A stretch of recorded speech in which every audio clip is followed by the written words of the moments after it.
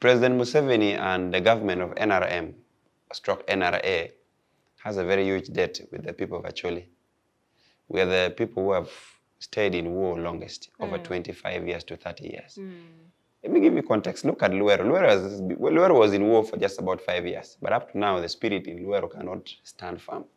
But look at Acholi that has been in war for all these years. For over years. And I'm here still standing.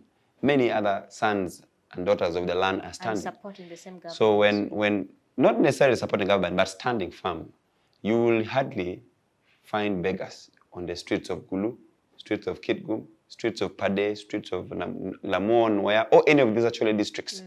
Acholis are naturally born as a resilient group of people. That's why we call ourselves the elephants.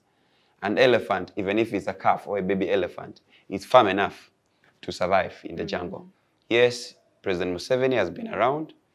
President Museveni has committed to help solve the problems. President Museveni has accepted the wrongdoings that was done in the north. And President Museveni is willing to fix these things.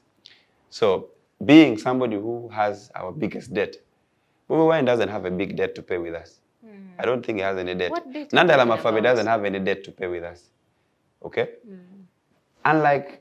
Likewise to the other candidates that are contesting. So the people of Acholi or the people of the Greater North are supporting the president, first, number one, to show respect. Number two, to tell him that you have our debt. So as we are protecting the gains, for us we are protecting, number one, the debt that the president and the government owes us, cattle compensation, war victims compensation.